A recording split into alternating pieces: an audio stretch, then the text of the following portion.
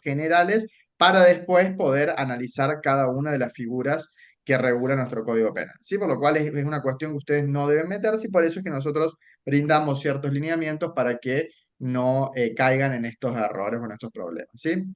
Las cuestiones formales son más o menos las mismas que en los trabajos anteriores, ¿sí? Eh, el letrarial 12, interlineado 1,5, eso modelo creo que era de un año anterior, no hay ningún modelo ahora, simplemente usar Arial 12, interlineado 1,5, alineación justificada, bueno, obviamente cuidar la ortografía y la redacción, ¿no? Hay muchas veces donde los trabajos son de muy difícil lectura porque son por ahí oraciones de 20, 25 líneas, una misma oración, sin punto, sin coma. Sí, eso lamentablemente no es por una cuestión de ser extremadamente exigente, sino porque a veces no se entiende, ¿sí? Es decir, no hay, no sé si una línea coherente que nos permita a nosotros entender lo que están queriendo decir, ¿no? Entonces, es necesario que sepan usar los puntos, las comas, los puntos aparte, los puntos seguidos, punto y coma, ¿sí? Para que se pueda entender. Obviamente tienen que lograr responder a lo que plantea el caso, ¿sí? Es decir, a lo que plantea cada una de las preguntas y no ir más allá ni responder algo distinto. ¿M? Y siempre lo importante es que haya teoría y bajada de esa teoría al caso planteado, ¿sí? Muchas veces hay personas que realizan una exposición teórica fantástica, ¿no? Y citas, citas, citas, muchas citas, pero ninguna vinculación con el caso. Eso es lo mismo que nada, ¿no? Porque justamente estamos hablando de un caso práctico cuyo objetivo es que ustedes puedan vincular la teoría con la práctica. Si ustedes hacen una exposición meramente teórica, no sirve, ¿sí? Porque no es eso lo que se está evaluando en un trabajo práctico. Tiene que haber claramente teoría, pero siempre en vinculación con el caso práctico. Es decir, eso que expongo tengo que vincularlo, enlazarlo con la situación práctica para demostrar que eso que leyeron, eso que estudiaron, lo entienden y lo pueden vincular y bajar al caso práctico planteado. ¿Mm? Todas las afirmaciones que ustedes hagan, por supuesto, tienen que estar fundada en doctrina, en jurisprudencia, en legislación, es decir, no realizar, hay muchas veces dan definiciones que no se entiende de dónde provienen, ¿sí? Es decir, salvo que ustedes las hayan creado y después de mucha lectura hayan creado su propia definición sobre, por ejemplo, qué es la libertad condicional o qué es la determinación de la pena, en general ustedes esos conceptos los extraen de alguna fuente y eso tiene que ser citado debidamente como dice el siguiente punto, citar las fuentes con normas APA, ¿sí? Que también esto fue una cuestión que ya fue en la clase del trabajo práctico número 1 recalcada y incluso les dimos varias instructivos y varios lineamientos sobre cómo citar con normas APA, ¿sí? Y sobre todo la cuestión del plagio. La cuestión del plagio es algo que hemos repetido desde el primer trabajo práctico y que todavía se sigue manifestando en los trabajos prácticos. Ustedes piensan que nosotros no nos damos cuenta y bueno, se habrán dado cuenta muchos de ustedes que tienen calificación de 0 en los trabajos prácticos porque suben trabajos cargados en páginas, Estudocu y otros que hay, que están todos los trabajos subidos, y nosotros tenemos acceso a todas esas bases de datos y lo vamos a descubrir. Entonces, es preferible que hagan un trabajo más sencillo hasta donde ustedes puedan, hasta donde ustedes lleguen, pero que sea de elaboración propia y no que suban algo copiado porque lo vamos a descubrir. Puede ser que a veces se nos pase, ¿eh? Obviamente que hay posibilidades que en algunas oportunidades uno nos llega a advertir que el trabajo está plagiado, pero la mayoría de las veces lo hacemos, entonces, por las dudas, intenten no correr ese riesgo, ¿sí? Bueno, acá tienen nuevamente una ayuda a memoria sobre cómo se cita. Este PowerPoint va a ser compartido cuando termine la clase tienen un lineamiento de cómo se cita conforme normas APA, ¿sí? Si es un libro, un capítulo de un libro, un artículo, una revista, un recurso que está en internet, etcétera, ¿sí? Como lineamientos generales. Y acá les recuerdo cuáles son los libros de consulta obligatoria, ¿sí? Recuerden que el Canvas no es fuente de estudios, las lecturas, ¿sí? Eso es simplemente una guía de estudio, pero ustedes tienen que acudir a libros, ¿sí? Acá los que se exige en la cátedra, o que por lo menos se recomienda en el programa de la materia, es el libro de Lascano, el que es manual, el de la Ruy Tarditi, el Código Penal, en este caso además van a tener que utilizar la Ley de Ejecución de la Pena Privativa de Libertad y el régimen penal de la minoridad, ¿sí? Después ustedes si quieren y tienen un libro, tienen Zaffarón y tienen otros libros, pueden hacerlo porque en definitiva el derecho penal parte general es más o menos el mismo en todos los autores, ¿sí? Diferirá tal vez la complejidad con que lo expone un autor u otro.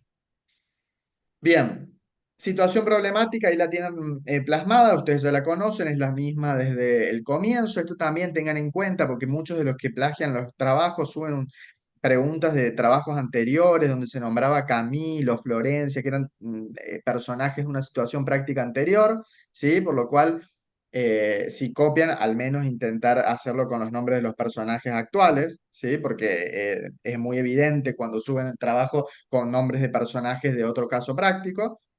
Así que eso también para que lo tengan en cuenta. Bien, vamos a centrarnos ahora en las preguntas de este trabajo práctico, ¿sí? La primera pregunta se vincula con la determinación de la pena, ¿sí? Si fuera juez, colocándose ustedes como jueces, ¿qué criterios tendrían en cuenta a los fines de individualizar judicialmente la pena de los acusados, ¿sí? Y ahí se identifiquen agravantes y atenuantes. ¿Qué quiere decir esto? Acá ya estudiamos y ya vimos a lo largo de la materia, ya llegados a este punto, estudiamos los elementos del delito, ¿sí? La acción, el tipo, la antijuridicidad, la culpabilidad. Es decir, determinamos qué estratos debe atravesar una conducta, ¿m? Para ser considerada delito, de acuerdo a la teoría del delito. Una vez que nosotros ya corroboramos, esto obviamente se va a hacer a través de un proceso penal, ya ustedes lo van a ver cuando estudian procesal penal, cuando a través de un proceso penal se determine que justamente una persona cometió un delito y se haya podido comprobar con certeza que esa persona, que ese delito existió y que esa persona cometió ese delito, vamos a entrar en una fase que es la determinación de la pena, ¿sí?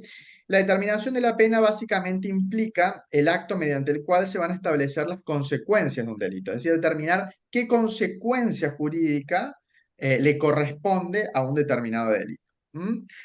Y esto, la doctrina ha distinguido tres momentos en la determinación de la pena. Un primer momento es el de la conminación, lo que es la amenaza de la pena, que esto es una tarea que está a cargo del poder legislativo, ¿sí? Es cuando el legislador determina una escala penal, ¿sí? Dice, si usted comete un homicidio, le corresponderá una pena que va de 8 a 25 años, ¿sí? Esa es la conminación que realiza el legislador, o sea, el poder legislativo. Lo que hace es establecer un mínimo y un máximo. Esto hay distintos sistemas a nivel de derecho comparado. Hay algunos sistemas con legalismo extremo donde eh, la ley establece expresamente qué pena le corresponde a un delito y dice el que comete homicidio tendrá una pena de 25 años, no hay otra pena, ¿sí? Y otros que son mucho más flexibles y dejan la pena totalmente al arbitrio del juez, ¿sí? Sin establecer mínimos ni máximos. En Argentina hay una combinación de estos sistemas, como un término medio, donde la combinación que realiza el Poder Legislativo sí es una escala penal, se le dice. ¿Por qué escala penal? Porque parte de un mínimo y llega a un máximo, dentro del cual luego el juez va a poder moverse. Pero lo que no puede hacer el juez es ir por debajo de ese mínimo ni superar el máximo. ¿Sí? Bien, esto es la parte de la determinación. La determinación o la conminación que hace es la etapa legislativa, que hace el poder legislativo. Una vez que sucede esto, tenemos la etapa judicial, segunda etapa en la determinación de la pena, que está a cargo del Poder Judicial, ¿sí? Ya acá, luego de haber transcurrido el proceso penal, el juez va a determinar concretamente cuál es la pena que le corresponde al sujeto, ¿sí? Por ese delito que cometió. Una pena concreta dentro de esa escala penal, cuál es la pena concreta que le corresponde. Entonces, el sujeto cometió un homicidio que el legislador estableció que tiene entre 8 y 25 años y el juez, después de valorar una serie de circunstancias que ahora vamos a ver cuáles son, dice, en este caso, a Juan Pérez le corresponde la pena de 15 años, ¿sí?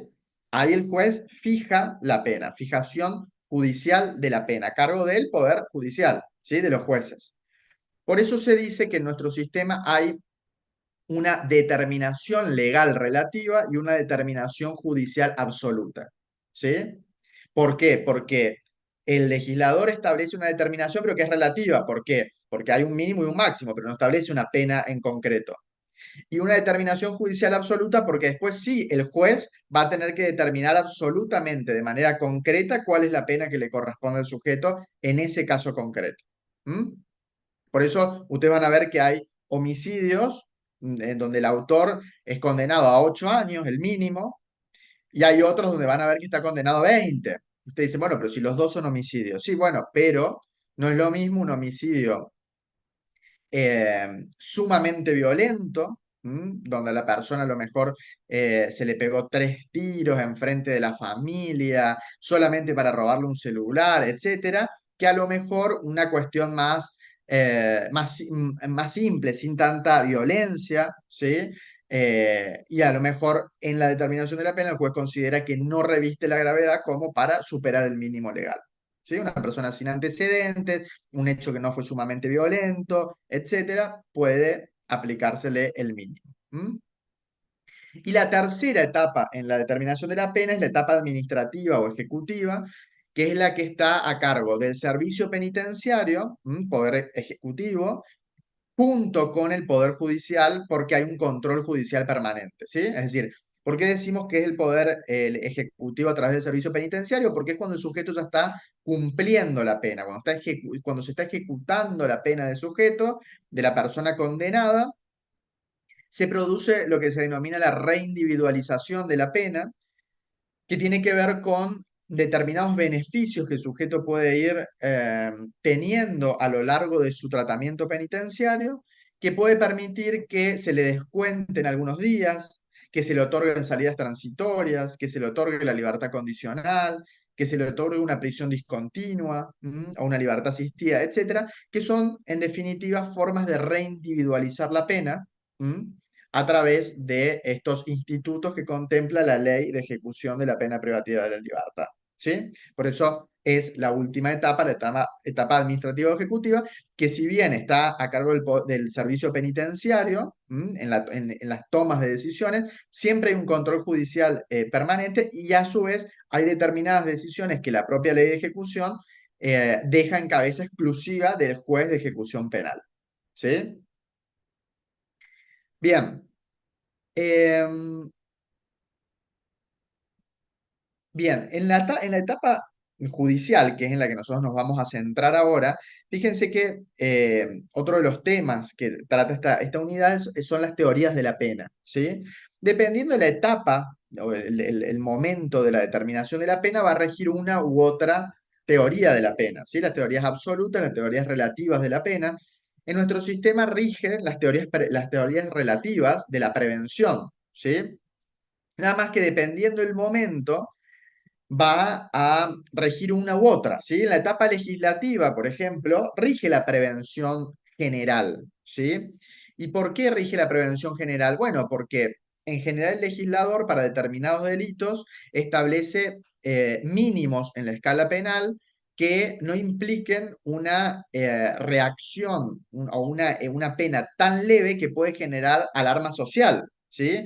Por ejemplo, poner un mínimo muy bajo para el homicidio. Entonces dicen, che, el homicidio, ¿cómo va a reaccionar la sociedad ante si cometer un homicidio tiene un mínimo de 2 años?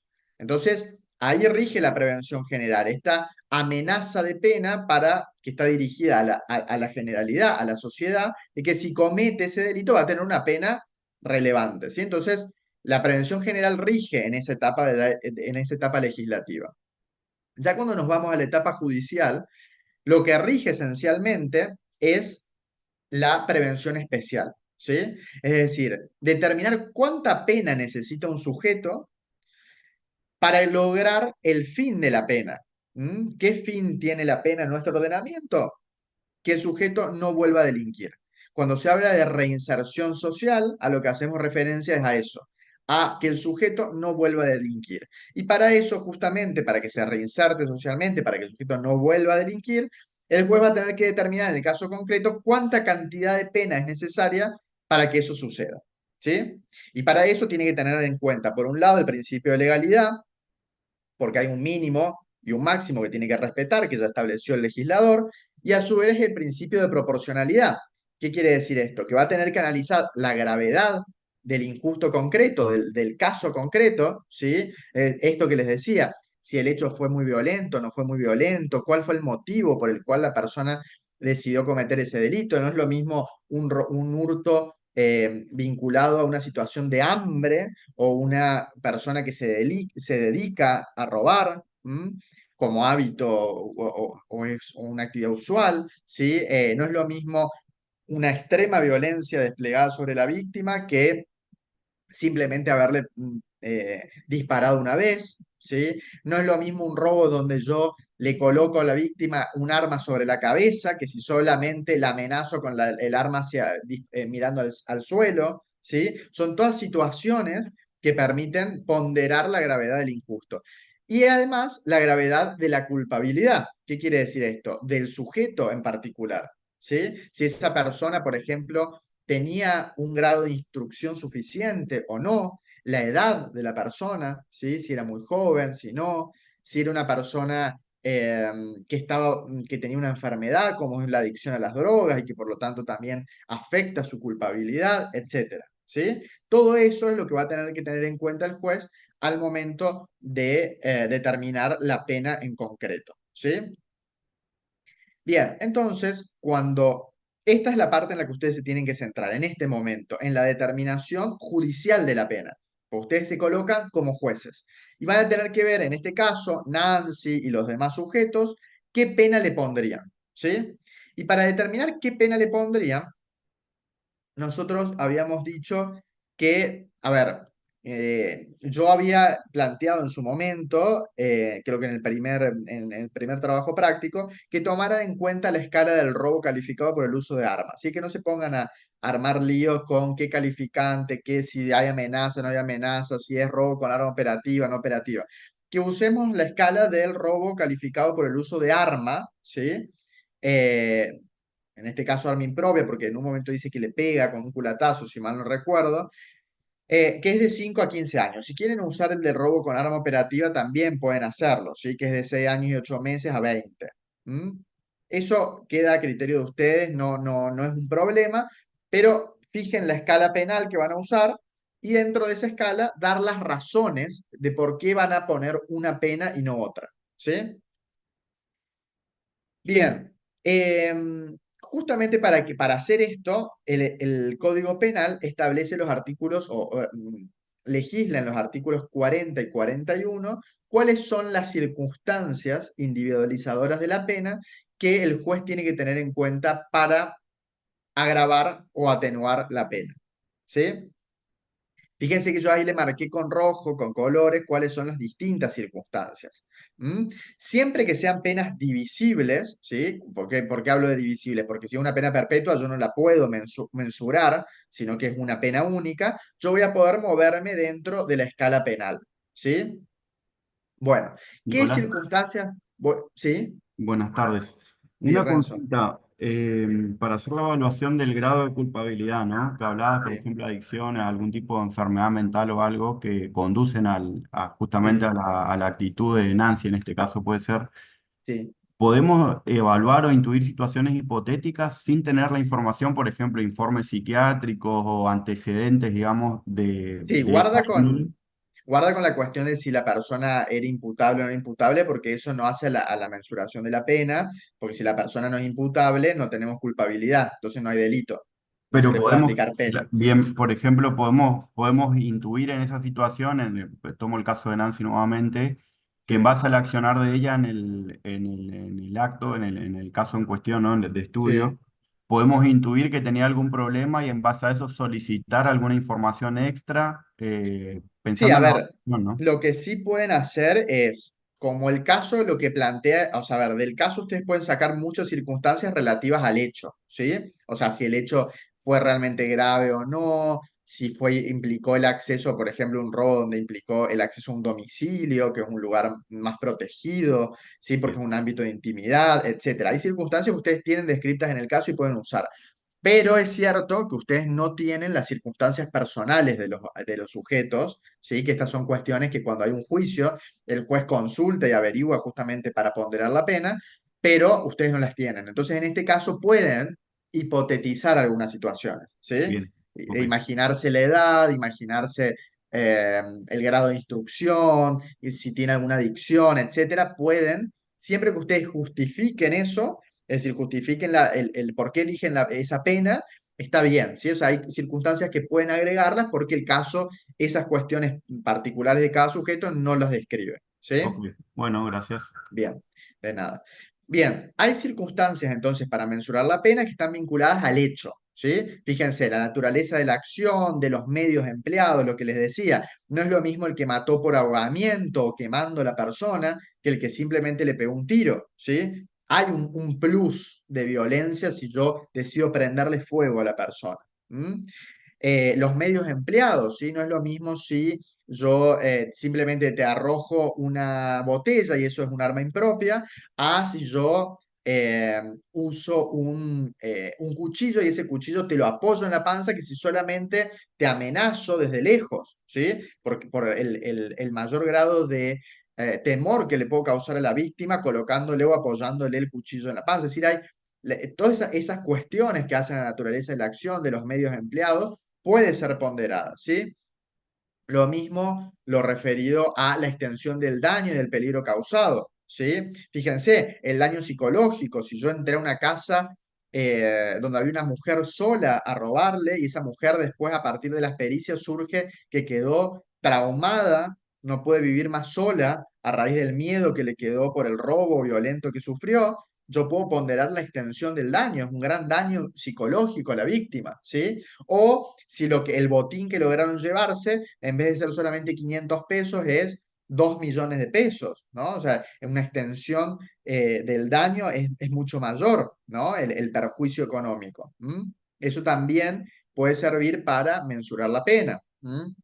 Después las cuestiones vinculadas a la persona, a la edad, ¿sí? Si es una persona mayor que conoce que tiene mucha mayor capacidad de reflexión, o si es una persona joven en quien yo puedo confiar que pueda después del cumplimiento de la condena recuperarse, ¿sí? Y reinsertarse económicamente, su grado de instrucción, ¿sí? Si es una persona que está inserta en un medio sociocultural que lo hace mucho más vulnerable o no, ¿sí? O sea, es una persona con un mayor grado de estudios y eso lo hace más reprochable su conducta, hay un mayor grado de culpabilidad. ¿M? Las costumbres, los vínculos familiares, los hábitos que tiene la persona, si es una persona que consume alcohol y drogas, eso en general se pondera como un atenuante, ¿sí? Porque es considerada una enfermedad, la adicción a las drogas y al alcohol es considerada una enfermedad, entonces se considera un atenuante, porque de alguna manera disminuye la capacidad de culpabilidad. La reincidencia, si el sujeto ya tuvo condenas, condenas anteriores, entonces vuelve a delinquir, eso demuestra también un mayor grado de culpabilidad. Otras condiciones personales de los sujetos, ¿sí? Fíjense, todas las cuestiones que enumera este artículo y que se vincula justamente con esto, con poder determinar el mayor o menor grado de culpabilidad, ¿sí? Incluso dice la forma en la que la participación que hayan tomado en el hecho, y eso no hace referencia a si es autor, coautor, sino a específicamente en el caso concreto, ¿no? Por ejemplo, si entraron dos, pero uno tenía el arma y ese que tenía el arma era especialmente violento.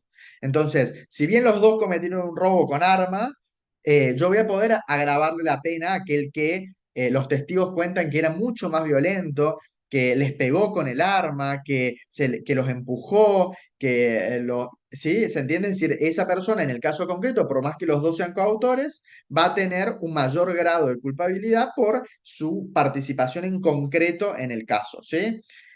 Cuando hay una mayor organización previa, ¿sí? Del delito, las circunstancias de tiempo, modo y lugar, por ejemplo, lo vinculado a la nocturnidad, ¿sí? Aprovechar especialmente que la persona estaba en una situación más vulnerable porque iba caminando por la calle cuando estaba todo oscuro, o pueden decir el mayor grado de impunidad del sujeto que a plena luz del día, ¿sí? Cuando estaba lleno de gente no le importó ser visto, y a pesar de eso delinquió, entonces eso demuestra un mayor grado de reproche, ¿sí? Porque se manejó con total impunidad. Es decir, fíjense que las circunstancias atenuantes y agravantes, mientras estén bien justificadas, pueden ser usadas incluso de los dos lados, ¿sí? Yo puedo, el momento del día lo puedo usar en contra o a favor.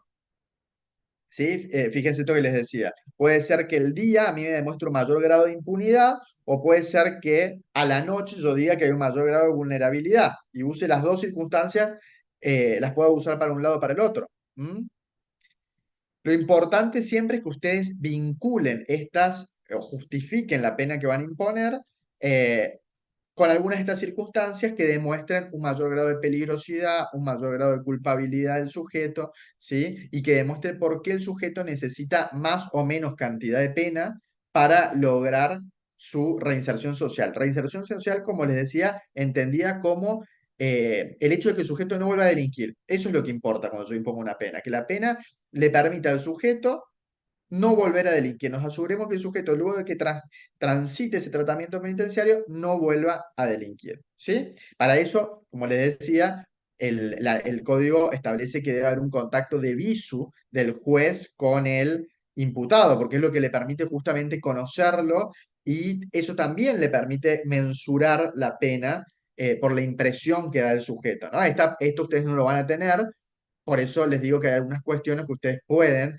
hipotetizar sobre las circunstancias personales de los sujetos, ¿sí? ¿Hay alguna duda sobre esto?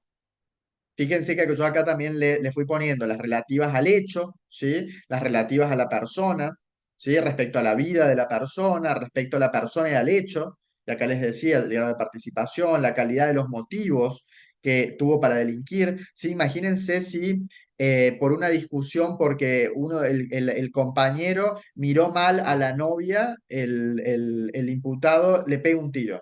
Entonces, el motivo que tuvo para delinquir fue celos, ¿sí? Ese motivo nimio, ¿sí?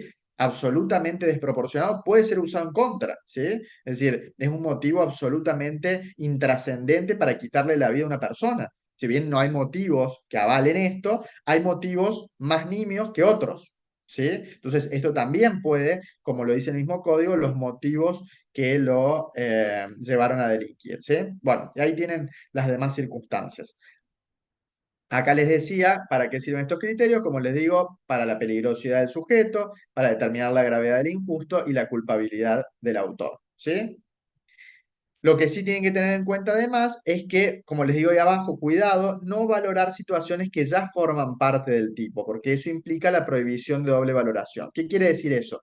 Si el tipo penal que yo aplico ya tiene esa circunstancia contemplada, por ejemplo, si ustedes usan robo calificado por el uso de arma, ustedes no pueden ponderar como una circunstancia agravante que hay un arma, porque yo ya es parte del tipo. El tipo exige, el tipo penal exige que el sujeto use un arma. Por lo cual yo no puedo después además agravarle la pena porque usó arma, ¿sí? Sí voy a poder usar ese agravante si se trata de un delito que no tiene contemplada esa agravante. ¿Mm? Entonces, cuidado con la prohibición de doble valoración. Si el tipo ya tiene regulado o establecida esa circunstancia, no la puedo ponderar como agravante. ¿Sí? ¿Alguna duda O, sobre esto? sí, en el Sí. caso del uso de arma puede ser que el autor ingrese con un arma de fuego amenazando y tenga un cuchillo, por ejemplo, y lo use después, serían distintas, son distintas armas en ese caso. Ahí podría ser un agravante. Sí, podría a lo mejor utilizar o justificar diciendo que no le bastó con usar una, sin perjuicio de que ya está contemplado en el tipo, no le bastó con usar una sola arma, sino que también usó, Utilizar ahora. tenía cuchillos, etcétera. ¿Sí? Así como decir, la cantidad, la excesiva cantidad de armas, el exceso cuantitativo en la cantidad de armas. Eso podría ser, ¿sí? Solamente ponderar que tenía el arma, no porque ya está contemplado en el tipo, ¿sí? Bien. Bueno, fíjense cómo responder esta pregunta uno, analizar las pautas de mensuración de la pena del 40 y 41 para agravar o atenuar la pena, ¿sí? Yo ahí les recomiendo utilizar como referencia de 5 a 15 años para que no se compliquen, ¿m? Y establecer qué pena le pondrían a cada partícipe, ¿sí? ¿Alguna duda sobre esto? ¿No? Bueno, bien.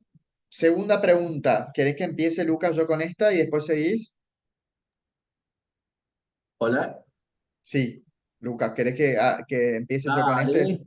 Dale. Perfecto, clarísimo, Nico, la explicación. Bu- Perfecto. buenísimo. Yo voy hablando, si vos querés ir cambiando a medida que yo vaya diciendo, no Dale, tengas dale, dale. eso, para que los chicos se guíen. Bueno, muy buena la explicación, Nico. Justo me ayuda a hacer referencia al tema. Nosotros cuando estábamos en asesoría letrada, siempre una de las técnicas, ¿no? Cuando estábamos era discutir la cuestión de la individualización de la pena. Bueno, vos estuviste en cámara, si mal no recuerdo, y cuando los jueces tienen que individualizar la pena, yo creo que es la tarea más difícil, vos sabés, para no incurrir justamente en ese error de evaluar dos veces una misma circunstancia, la que ya contempló el legislador, más la circunstancia de hecho. Entonces, Así bueno, es. no es fácil la cuestión de la individualización de la pena, pero bueno, y creo que es una situación que se va dando, ¿no es cierto?, en el transcurso de las audiencias orales, ahí donde uno puede apreciar, ¿no es cierto?, más precisamente el hecho. Entonces, es un tema álgido la cuestión de la individualización de la pena. Así que bueno, muy buena la explicación, Nico, muy buena, hermano.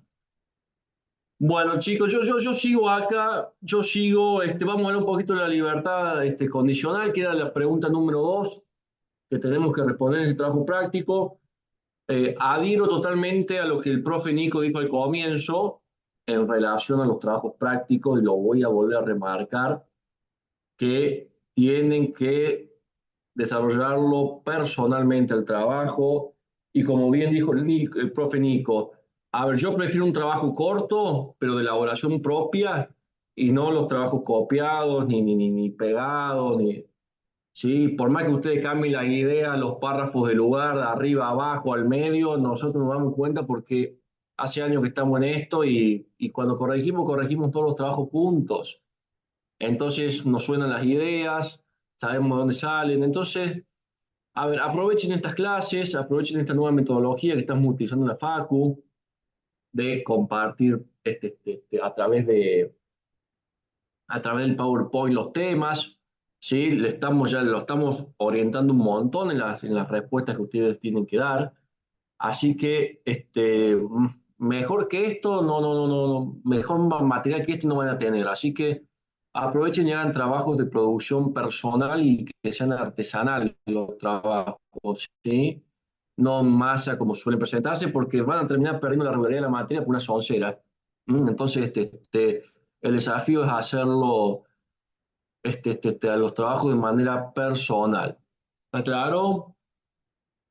Eso en primer lugar, entonces adhiero a lo que decía el profe Nico. Bueno, ahora vamos a ver, chicos, el tema de la libertad condicional, que para tratar la cuestión atinente de la libertad condicional, ustedes lo tienen que hacer de manera relacionada entre la ley 24660, que es la ley de ejecución de la pena privativa de la libertad, y el artículo 13 y 14 del Código Penal. Se retroalimentan estas cuestiones, entonces tienen que trabajarlo de manera paralelo. El articulado de la ley 24660 en cuanto a la libertad condicional y a los incisos es similar, es casi idéntico al artículo 13 del Código Penal, así que yo los invito a que esta respuesta, esta pregunta la trabajemos, la abordemos desde estas dos normas, ¿sí? Acá lo importante a saber es, en primer lugar, como yo siempre digo, a ver, el proceso penal tiene dos partes claramente identificables, ¿sí? Que ustedes también que lo vemos o lo van a ver en derecho procesal penal, que es la primera etapa del proceso, ¿no es cierto? Esa etapa escrita, y después tenemos la segunda etapa del proceso caracterizada por la oralidad, que es ni más ni menos la etapa, obviamente, del debate. Pero hay una tercera etapa, una opinión personal esta, ¿no es cierto?, que muchas veces se deja afuera, que es la etapa de ejecución de la pena, ¿sí? Porque, a ver, el proceso no termina con una sentencia, ya sea condenatoria o absolutoria. El proceso después de la sentencia condenatoria continúa justamente con la parte de la ejecución de la pena privativa de la libertad. ¿Qué significa esto? Que tenemos un tercer órgano jurisdiccional interviniente, como es el juez de ejecución, que se va a encargar justamente de el cumplimiento, ¿no es cierto?, de la pena que se le ha impuesto a una persona en un proceso penal, con todas las aristas que eso lleva. Y ustedes me dirán, ¿cuáles son todas las aristas que obviamente lleva? Y bueno, a ver, que la persona obviamente que esté cumpliendo efectivamente una pena tenga las salidas transitorias en su debido tiempo, que la persona tenga acceso justamente a la libertad asistida en su debido tiempo, que la persona tenga acceso a la libertad condicional en su debido tiempo, ¿sí? Y todas las cuestiones incidentales que se vayan planteando durante el periodo de cumplimiento de la pena de la persona. A ver, todos los habeas corpus que pueda presentar una persona, ¿sí? El régimen a ver, de escolaridad que ha iniciado una persona, el régimen de fajinas, por ejemplo, que lleva adelante una persona, el trabajo, todos los oficios, bueno, todas estas cuestiones incidentales también la va llevando adelante el juez de ejecución. Pero lógicamente que lo más importante acá es, sin lugar a dudas, en este periodo de cumplimiento de la pena, es controlar el cumplimiento total de la pena.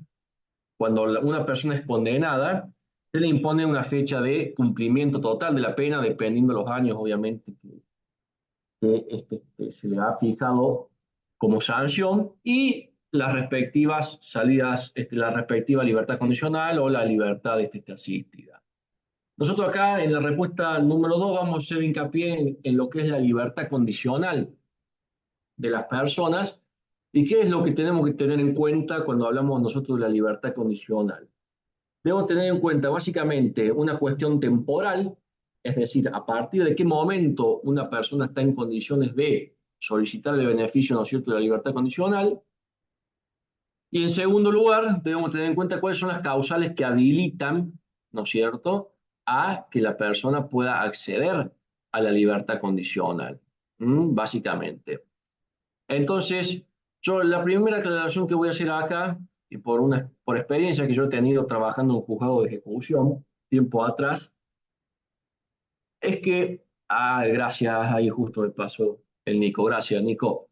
Es que, a ver, chicos, la libertad condicional no es automática, ¿sí? Si bien uno puede contemplar el requisito temporal, uno puede tener el requisito, puede estar inmerso dentro de las causales previstas en el articulado respecto a la accesibilidad a la libertad condicional, pero no son automáticas. Siempre hay que cumplir, obviamente, con otras condiciones que tienen que ver, ¿no es cierto?, en cómo la persona ha ido cumpliendo el tratamiento penitenciario, ¿sí? No es lo mismo, por ejemplo, una persona que durante el tratamiento o el cumplimiento de la pena se esforzó y terminó el primario, terminó el secundario, una persona que realizó tareas de fajinas, tareas, trabajos, ¿no es cierto?, en el cumplimiento de la pena, a una persona que durante el cumplimiento de la pena ha tenido 1000 sanciones administrativas en el servicio penitenciario, que no ha trabajado, etcétera, etcétera, etcétera. Lógicamente que todas estas cuestiones, todas estas aristas se analizan a la hora de la concesión, ¿no es cierto?, de el beneficio de la libertad condicional, más allá de los presupuestos objetivos y temporales que establece la ley de fondo, ¿sí? Entonces, ahora bien, si nosotros nos remitimos al artículo, era el artículo 13 y artículo 14 del Código Penal, insisto, que guarda relación con lo dispuesto por la ley 24660, vamos a ver que el artículo 13 del Código Penal establece la cuestión temporal atinente justamente al otorgamiento de la libertad condicional. Y lo podemos dividir nosotros en 3 categorías diferentes. Cuando una persona es condenada, ¿no es cierto?, a prisión perpetua, el artículo 3 establece que a partir justamente de cumplido 35 años de prisión o 35 años de la condena que le ha sido impuesta por el tribunal, a partir de ahí obviamente puede requerir el beneficio de la libertad condicional. Bien, saliendo justamente de esta prisión perpetua y ya yéndonos a las prisiones de carácter temporal, nosotros tenemos que distinguir aquellas prisiones que son mayores a 3 años y aquellas que son menores a 3 años, ¿sí? Las prisiones temporales que son mayores a 3 años, pero que obviamente no son perpetuas, que son mayores a 3 años solamente, el tiempo para solicitar la libertad condicional son a las 2/3 partes, dice el artículo 13, de haber obviamente cumplido, los 2/3 de haber cumplido de la condena que se le ha impuesto, ¿sí? Y en el caso que se trate de una pena menor a 3 años, son a los 8 meses. ¿Está claro? Entonces, hay que distinguir penas perpetuas, 35 años, penas temporales, una prisión mayor a 3 años, a las 2/3 partes de haberla cumplido, y penas temporales menores a 3 años, a partir de los 8 meses. Requisito temporal, en primer lugar, a tener en cuenta. Insisto, siempre y cuando, obviamente, a ver, tenemos que tener claro que antes de solicitar, obviamente, antes, ¿no es cierto?, de cumplirse con estos requisitos temporales, el juez de ejecución, ¿no es cierto?, de oficio, o si no lo hace de oficio, a pedido, ¿no es cierto?, de los asesores letrados de ejecución que representan a la persona condenada, ya tienen que ir pidiendo justamente todos los informes al servicio penitenciario. El servicio penitenciario elabora distintos informes de la conducta que ha mantenido la persona, ¿no es cierto?, durante su estadía, durante el cumplimiento de la pena, informes psicológicos, etcétera, etcétera, etcétera, que habiliten obviamente la concesión del beneficio. ¿Mm? Sumado a esta cuestión temporal que yo les acabo de hacer referencia. Entonces, cuestión temporal, lo que acabo de decir. Ahora bien, ¿cuáles son las cuestiones objetivas por las cuales se puede habilitar o se puede conceder esta libertad condicional? El artículo 13, el artículo 13 establece cuáles son las condiciones en las que estas personas, al momento de otorgarse la libertad condicional, van a tener que cumplimentar bajo obviamente, este procedimiento de revocársele, ¿no es cierto?, dicho beneficio. Estas cuestiones también, obviamente, son objetivas y están relacionadas pura y exclusivamente con el hecho por el cual esta persona ha sido condenada. En primer lugar, el artículo 3 establece, en sus distintos incisos, establece obviamente cuáles son estas cuestiones. Yo se las voy a nombrar de acuerdo a la importancia que la experiencia personal, tanto en juzgado como en la asesoría, nosotros le dábamos. Por ejemplo, la cuestión más importante al momento, ¿no es cierto?, del otorgamiento de la libertad condicional es que la persona, lógicamente, no vuelva a cometer nuevos delitos, ¿sí?, que es el artículo, el inciso 3, el inciso 4 del artículo 13. Primero, y no vuelva a cometer nuevos delitos, ¿sí? En primer lugar. Persona que obviamente es beneficiada con la libertad condicional y al momento de salir comete un nuevo delito, se revoca de manera automática dicho beneficio, en primer lugar.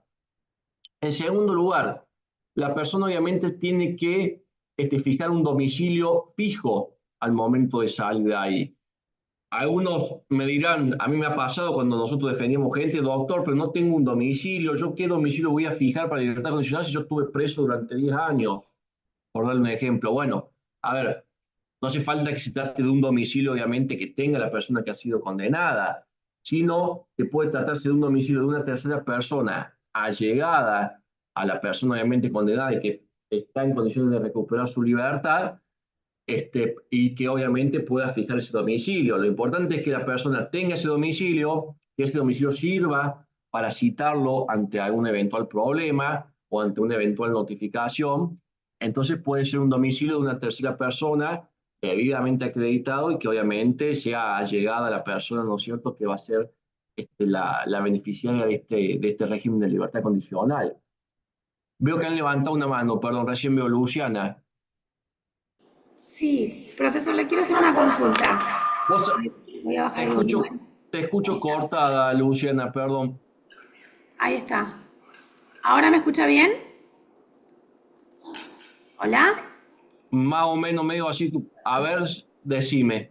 A ver, no, yo le quería consultar si esta pregunta la tenemos que relacionar con la anterior. O sea, tendríamos nosotros que decir, en el caso, de acuerdo a la pena que nosotros pongamos para cada uno de los actores de la situación, ¿cuál sería el momento en el que ellos pueden solicitar este Per- beneficio? Perdón, Así Lucas, sería.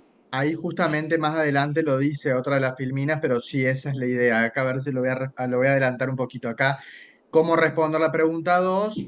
Analizar el beneficio de libertad condicional y sus requisitos. De acuerdo a las penas que decidieron imponer en la pregunta 1, deberán analizar cuál es el momento para solicitar la libertad condicional. Ah, perfecto, perfecto. ¿Sí? Gracias. De nada. Perfecto. Buenísimo, gracias, Nico. Bueno, entonces estamos hablando de las cuestiones importantes que se tienen que fijar, objetivas que establece el artículo 13 para que la persona obviamente pueda gozar de este beneficio. Insisto, yo no sigo el orden de los incisos, sigo yo el nivel de importancia, todas si bien son importantes, pero a ver, hay algunas que no podemos dejar de pasar no podemos obviamente dejar de soslayar. Y la cuestión, chicos, de no cometer un nuevo delito es fundamental. La cuestión, obviamente, de fijar un domicilio fijo también es fundamental. ¿Sí? El artículo también establece que se tiene, en el caso el tribunal impone la obligación de que la persona adopte, dice, un oficio, alguna profesión, ¿sí? No tuviese medio de subsistencia. Bueno, esta cuestión, este inciso es un poco menor, ¿no es cierto?, a lo que yo les acabo de nombrar recién. Muchas veces nos ha pasado de personas que han sido beneficiadas de la libertad condicional, que se les imponía esta obligación y bueno, y que después venían tiempo después que no habían conseguido trabajo, que no habían conseguido, que no podían terminar sus estudios. Nosotros de la asesoría hacíamos las presentaciones al tribunal correspondiente y no, a ver, no se les revocaba el beneficio porque no conseguían trabajo cuando se les impuso su obligación. No, se lo manifestábamos al tribunal y bueno, tratamos obviamente de ir revisando esta cuestión. Por supuesto, insisto, yo se lo digo en el orden de importancia que la experiencia a mí me lo ha dictado. Una persona que comete un nuevo delito no hay vuelta atrás. Una persona que fija un determinado domicilio y después de ese domicilio, obviamente, y no tener ese domicilio, es causal fundamental para revocar el beneficio. No así el inciso que le acabo de nombrar en cuanto, ¿no es cierto?, a la profesión, en cuanto al estudio y demás. Bueno, otro de los incisos, chicos, es someterse justamente, sobre todo en las causas, por ejemplo, en las causas de violencia familiar o violencia de género, la cuestión atinente al tratamiento psiquiátrico, psicológico que se les impone, es fundamental, es trascendental también, ¿sí? Una persona que esté en condiciones de recuperar la libertad bajo este régimen de la condicionalidad y que ha sido obviamente condenada por hechos de violencia de género, violencia familiar y demás, lo primero que tiene que hacer es continuar con el tratamiento psiquiátrico y psicológico que se le brinda. Generalmente tiene un tratamiento dentro del cumplimiento de la pena, en el servicio penitenciario, y luego, lógicamente, que como condición de soltura es que continúen con este tratamiento al momento de recuperar la libertad. ¿Sí? Creo que no me ha quedado, me ha quedado un inciso, si mal no recuerdo, que es la cuestión de someterse al cuidado de un patronato, que es el patronato deliberado, ¿sí? Esta cuestión del patronato deliberado también es importante. Acá el patronato de liberados está bastante colapsado en Córdoba. Yo he visto a ver, el patronato, se lo somete a un patronato liberado, y el patronato liberado es que tiene que obviamente regular que esta persona cumpla con todas estas condiciones. Acá el patronato de liberados está colapsado el sistema, ¿sí? Pero bueno, pero es importante obviamente que el seguimiento por parte del patronato y el sometimiento por parte de la persona que va recuperando, ¿cierto?, la libertad, que obviamente cumpla con esta condición. ¿Está claro? Chicos, estos requisitos se fijan al momento en el que el juez de ejecución, ¿sí?, por auto, decide otorgar el beneficio de la libertad condicional. Siempre, ¿sí? Sin, obviamente, imposible que acceda a ese beneficio la persona que ha estado condenada, o mejor dicho, que sigue condenada. Después la persona, a ver, hago una aclaración. La persona, obviamente, recupera la libertad, pero sigue bajo el cumplimiento de la condena. Lo que pasa es que lo hace con un beneficio que es la libertad condicional. Pero la libertad condicional no es sinónimo de cumplimiento total de la pena, ¿eh? Insisto, una cosa es el cumplimiento total de la pena y otra cosa es la libertad condicional. Yo, por ejemplo, hoy, 19 de junio del 2024, a mí me imponen una pena de 5 años, cuyo cumplimiento, vamos en número redondo, cuyo cumplimiento total es el 19 de junio del 2029. Si yo accedo a la libertad condicional cumplida las 2/3 partes en el 2027, no significa que haya cumplido totalmente con esa pena. ¿Mm? El cumplimiento total va a operar en el año 2029, independientemente de que yo haya sido beneficiado con la libertad condicional. ¿Sí? Entonces no debemos confundir la fecha de auto de libertad condicional con el cumplimiento total de la condena. ¿Está claro? Bueno, acá veo, perdón, profe, acá el Nico me pasaste a las exclusiones. Perfecto. El artículo 14, estamos viendo acá en el PowerPoint, el artículo 14 establece algunas causales por las cuales las personas no van a poder gozar de la libertad condicional. Opera de pleno derecho el artículo 14, chicos, ¿sí? Es decir, las personas que están inmersas dentro de estas causales, de estos incisos del artículo 14, bajo ningún punto de vista van a poder acceder a la libertad condicional. ¿Mm? ¿Cuáles son? El artículo 14 establece que la libertad condicional no se concederá a los reincidentes. ¿Sí? Primero y fundamental. La persona que ha sido declarada reincidente, artículo 50 del Código, reincidencia. La persona que ha sido declarada reincidente, ¿por qué? Porque tenía una condena anterior, recupera la libertad, sale, vuelve a cometer un delito en un periodo, en un plazo que fija el artículo 50, se la declara nuevamente residente, esa persona lógicamente que no va a poder acceder al beneficio de la libertad condicional. Sí lo puede hacer respecto de la libertad asistida. ¿Mm? Para la libertad asistida sí va a poder acceder, pero la libertad condicional, que se da temporalmente hablando mucho antes que la libertad asistida, no va a gozar de la libertad condicional el reincidente, primero y principal. En segundo lugar, y este artículo ha sido modificado hace poco tiempo atrás, estableciendo nuevos incisos, establece que tampoco van a poder gozar de la libertad condicional las personas que han Profesor, sido condenadas. perdón, Sí, disculpe, ¿le puedo hacer una consulta? sí, obvio. Con respecto a la reincidencia, ¿tiene que ser por el mismo delito o no? ¿Cómo, cómo por el La- mismo delito? No, Perdón, no, no, no entendí. perdón, Lucas, yo entiendo a lo que se refiere. Que para Sí, ser reincidente no es necesario que hayas cometido el mismo delito, ¿sí? O sea, sino que hayas tenido una condena, pena privativa de la libertad. Eso sí, ¿sí? Que no sea Perfecto. una pena de multa o de inhabilitación.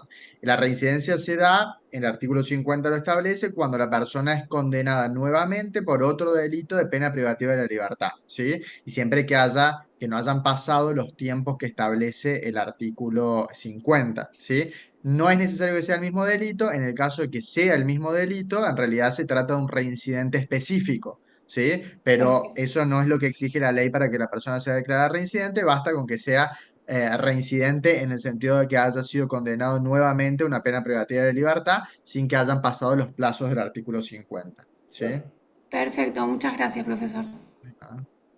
ahí está, claro. Mismo delito está bien, pena privativa de la libertad, está bien, está perfecto. Gracias, Nico, por el aporte. No, de nada, ahí Bueno, para aclarar, para no por ahí perder tiempo con todo eso, el catálogo de delitos, ese catálogo que está establecido y que, como decía el profesor, se modificó en el 2017, establece todos los casos en los que o sea, la persona condenada no va a poder acceder a la libertad condicional, ¿sí?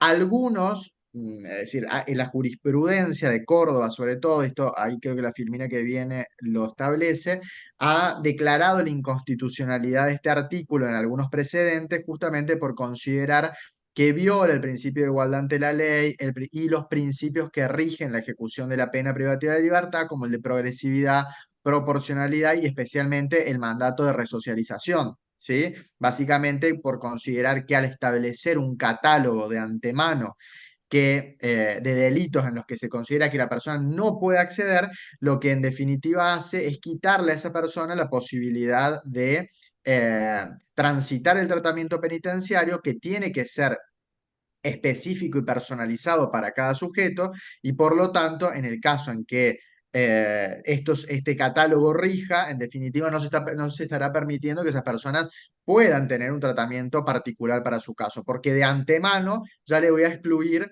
un beneficio tan importante como es el beneficio de la libertad condicional. ¿Sí? Que es la última fase, el último periodo dentro del tratamiento penitenciario en la ejecución de la pena privativa de libertad. Entonces ahí tienen dos precedentes donde justamente lo que dice es, el Tribunal Superior de Justicia de Córdoba, es declarar la inconstitucionalidad por esta circunstancia, ¿sí? Por violar a determinados principios que rigen respecto a la pena. Era para aclarar eso nomás, Lucas. Perfecto, Nico, listo, espectacular. Y ya Bien, llegamos, bueno, ya ahí está, ahí está, veo la filmina. sí, ahí Bueno, está ahí está lo cuáles son anticipado. lo que decíamos antes, qué es lo que se exige para esta pregunta, que justamente teniendo en cuenta las penas que han dispuesto para la pregunta número 1, determinen cuándo se cumpliría el requisito temporal, y que a su vez no olviden también analizar los demás requisitos, porque como les decía el profe, el requisito temporal es solo uno, pero hay que analizar las demás cuestiones, ¿sí? En base a eso, decidir ustedes, como si fueran jueces, si en el caso concreto le concederían o no le concederían la libertad condicional a los acusados. Sobre esta, perfecto, siempre sobre la base de la pregunta número 1, ¿no? Sí, así es. Bueno, ahí ya está la tercera. Bien. Bueno, bueno, chicos, y ahora ya entramos en la tercera pregunta, que es el régimen penal de la minoridad. Que acá yo lo que les aconsejo justamente es que vayan a la ley, si, a ver, ahí, yo soy medio chicato, ahora sí, ley 22.278, que es la ley del régimen penal de la minoridad, chicos, ¿sí? Para, a ver, ¿qué es lo importante de tener en cuenta? Que en primer lugar lo que nosotros tenemos que saber, ¿qué pasa con aquellas? Tenemos que hacer un distingo nosotros que tiene que ver con una cuestión etaria entre aquellas personas que tienen menor de 16 años y aquellas personas que tienen entre 16 y 18 años, ¿sí? Mucha gente piensa que las personas que tienen menos de 18 años son inimputables, cosa que está mal, no es así, y acá está el error. Las personas inimputables son las personas menores de 16 años, son inimputables. Ahora bien, las personas que han cometido un hecho delictivo, ¿sí? Durante el periodo comprendido entre los 16 y los 18 años de edad, estas personas sí son imputables. ¿Está claro? Lo que pasa es que obviamente el régimen que tiene el menor adolescente que ha cometido un hecho entre los 16 y los 18 años, obviamente es un régimen distinto al de la persona que ha cometido un delito y que es mayor al de los 18 años. ¿Por qué es distinto? Porque este régimen, como bien dice la filmina acá, comienza con un tratamiento tutelar, ¿sí? De la persona obviamente que ha cometido el delito. ¿Y cómo es este régimen de tratamiento tutelar? Acá en este caso, las personas obviamente no se les aplican los regímenes, por ejemplo, ustedes habrán sentido nombrar el régimen de la prisión preventiva, de las medidas cautelares de la prisión preventiva. No sé si algunos ya habrán cursado Derecho Procesal Penal, creo que no. Pero ustedes habrán visto que en el régimen de mayores, ¿sí? Las personas que son imputadas de un determinado delito, ¿sí? Y como medida cautelar, la primera medida de trascendencia es la prisión preventiva. Bueno, acá en el caso de los menores imputables entre 16 y 18 años, no se da justamente este tipo de medidas cautelares, sino que se dan medidas de carácter tutelar, ¿sí? Que tienen la misma finalidad que las medidas que yo le acabo de poner como ejemplo, pero es a los fines justamente de simplemente resguardar, ¿no es cierto?, al menor, de que el menor durante todo el transcurso del proceso esté en una institución educativa acorde a la edad que te presenta, hasta que pueda llegar a desarrollarse, ¿no es cierto?, el proceso. Generalmente acá en Córdoba, estas personas que tienen entre 16 y 18 años y que están esperando justamente la realización del proceso y que se les declare la responsabilidad, solamente acá se les declara la responsabilidad en un proceso penal, generalmente están a cargo, ¿no es cierto?, de la SENAF. Acá tenemos no están en un establecimiento penitenciario, acá en la provincia de Córdoba, por ejemplo, están alojados en lo que es el complejo Esperanza, ¿no es cierto?, para menores que tienen esta problemática con la ley penal o este conflicto con la ley penal, esperando, ¿no es cierto?, la responsabilidad, esperando que se investigue el hecho y que se declare una responsabilidad penal. Insisto, no es lo mismo declarar la responsabilidad penal de la persona que obviamente sea condenada por que sea condenado, ¿no es cierto?, como si tuviese más de 18 años, ¿sí? En este aspecto, acá justo el profe pasó, gracias Nico, acá el profe pasó la filmina. Fíjense que la ley 22.278 establece en el artículo 4 que para que una persona se le pueda declarar la responsabilidad penal, tiene que cumplir o declarar la responsabilidad, tiene que tener en cuenta estos requisitos. El inciso primero, que la persona se declare la responsabilidad penal, ¿sí?, conforme a las normas procesales. Declarar responsabilidad penal significa obviamente que se logre acreditar durante el proceso que la persona ha participado en el hecho, que ha llevado adelante, que el hecho ha existido y que la persona ha participado, ¿no es cierto?, en ese hecho, en primer lugar. En segundo lugar, que tiene que haber sido sometido a un tratamiento tutelar, ¿no es cierto?, no inferior a un año. Este tratamiento tutelar, como yo recién les anticipaba, la persona lo lleva adelante en ciertos institutos especializados para eso, que acá obviamente están a cargo de la CENAF, está a cargo del Complejo de Esperanza y demás. Entonces, llevan adelante el tratamiento tutelar allí, ¿sí? Y luego, el otro requisito es que tienen que haber cumplido obviamente la edad de 18 años. ¿Está claro? Ahora Perdón, bien, profe, ¿cómo? para aclarar una cosa, nomás les quería Sí. aclarar una cuestión.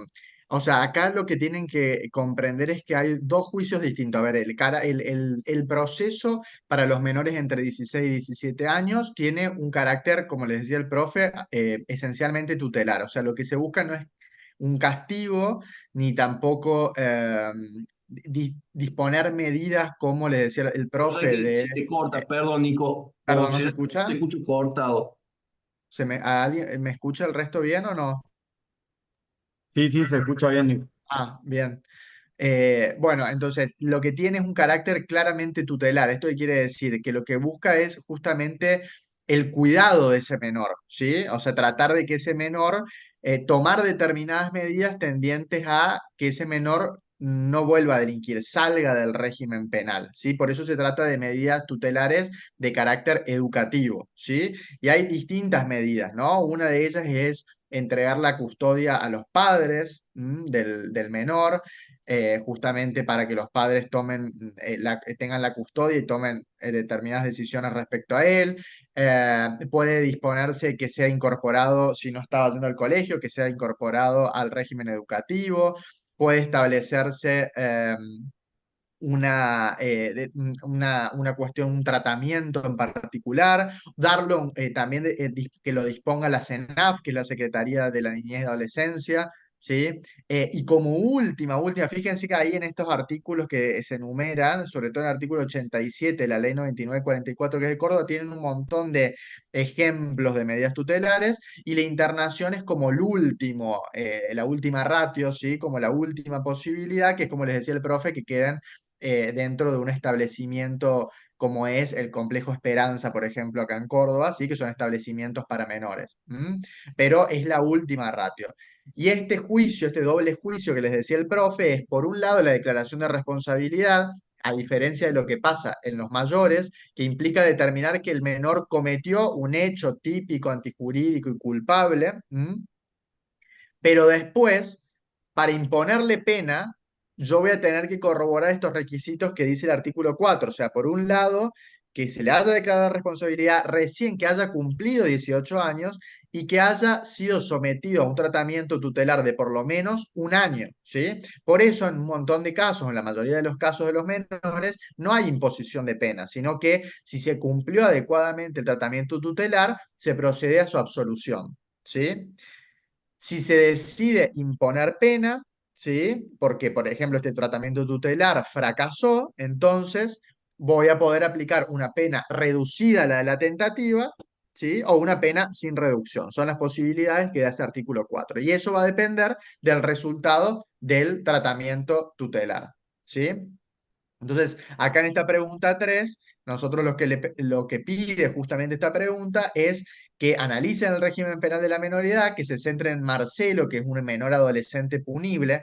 Ponemos menor adolescente punible porque en realidad hoy se intenta no usar más la palabra menor, sino que se habla de joven, de adolescente, ¿sí? Y es punible porque tiene 16 años. Y determinar qué medidas tuitivas de tipo educativas ustedes tomarían respecto a él, ¿sí? Y ahí justamente les ponemos pueden tomar en consideración las enumeradas en el artículo 87 de la ley 9944, ¿sí? Y determinar en base a esto si le impondrían pena o no, de acuerdo al cumplimiento o no de este proceso tutelar. ¿M? Y ahí les recomendamos también un artículo que los puede orientar sobre cómo funciona este proceso penal juvenil y sobre las medidas que se pueden tomar, ¿sí? Pero básicamente la idea es que ustedes, colocándose en el rol de jueces, determinen qué medidas tomarían para justamente eh, cuidar, entre comillas, o educar a Marcelo a través de estas medidas tutelares, tuitivas, que dispone el régimen penal de la minoridad, ¿sí? Sí, profe, perdón que me metí con esto, no sé si querías agregar algo. No, perfecto, perfecto. Nico, de 10 justo ya le damos el cierre. Yo tengo una consulta, disculpen. Sí. Dos en realidad. Respecto a los menores de 16 dijimos que son inimputables. En el caso de que cometan un delito, ¿qué se hace con esos menores? Y la segunda es, mi consulta es respecto al régimen distinto, decíamos que empiezan con un régimen tutelar, ¿no? Los que están Sí, entre 16 y 18 años. sí. ¿Eso es, el régimen tutelar se aplica independientemente del delito? Porque Nicolás dijo que en algunos No, casos, no sé si hay alguna excepción, dependiendo del sí. delito, no se empieza con el régimen tutelar. No, a ver, vamos por parte. La primera pregunta, si es menor de 16 años, es Sí, inimputable. No se pueden aplicar medidas. Esto es algo bastante discutido porque, claro, si un menor de 15 años, por ejemplo, comete un homicidio, ¿qué pasaba o qué pasa a veces? Que los jueces empiezan, o sea, los jueces penales juveniles deciden tal vez alojarlo preventivamente en un establecimiento, le toman determinadas medidas respecto a ese menor y después terminan teniendo que declararlo inimputable. Hoy ya la jurisprudencia cada vez más de los tribunales superiores determina que no es posible disponer ningún tipo de medida respecto a esos menores, ¿sí? Porque la propia ley y la Convención Internacional de los Derechos del Niño establecen expresamente que los menores de esa edad no deben ser sometidos a proceso penal. ¿Sí? Y esto es la gran discusión que hay en Argentina respecto a la necesidad o no de bajar la edad de imputabilidad penal, que igualmente es algo bastante complicado teniendo en cuenta que hay tratados internacionales como la Convención de los Derechos del Niño que establece que no es recomendable bajarla por debajo de los 16 años, ¿no? Por determinadas cuestiones vinculadas a el grado de madurez de los niños a esa edad, ¿sí? O sea, si más allá de que uno diga, bueno, pero si sale a matar y debe responder, bueno, eh, es medio complicado o requiere un análisis mucho más complejo, por eso se requiere una discusión legislativa realmente importante, ¿no? No es tan fácil como bajar la 14 y nada más. Y respecto a la otra pregunta, que era vinculada a si dependía de los delitos. Los menores de entre 16 y 17 cuando son delitos de instancia privada, si son delitos culposos, perdón, delitos de acción privada, delitos culposos o dolosos, pero con penas menores de 2 años, la propia ley del régimen penal de la minoría establece que no van a ser sometidos a proceso, ¿sí? En cambio, o sea, es decir, lo que establece es una causal de no punibilidad. ¿M? En cambio, si no está dentro de esos supuestos, sí va a ser sometido a proceso tutelar, siempre va a ser sometido a proceso tutelar, aun cuando sea un homicidio, y si fracasa en el tratamiento tutelar, se realizará el juicio de imposición de pena. ok, muchas gracias. De nada. Bien, ¿hay alguna otra duda? ¿no? Bueno, Eso, la idea es que hayan tenido un pantallazo general, ¿sí? De este tema. Ahí justamente les pasé también por el chat ese enlace donde está explicado de manera bastante sencilla en ese artículo cómo funciona y qué tipos de medidas se pueden tomar respecto a los menores. Eh, y que se centren en contestar esto que hemos establecido que va a ser exigido en cada pregunta, ¿sí? Cualquier duda, por supuesto, pueden contactarse por mensajería para que los podamos ayudar con las demás dudas, ¿sí? Bueno, buenísimo, está todo claro, parece. Bueno, chicos, entonces a trabajar en el trabajo práctico número 4. Gracias, profe Lucas, ya, y vos, Nico. nos Chao, vemos. chicos.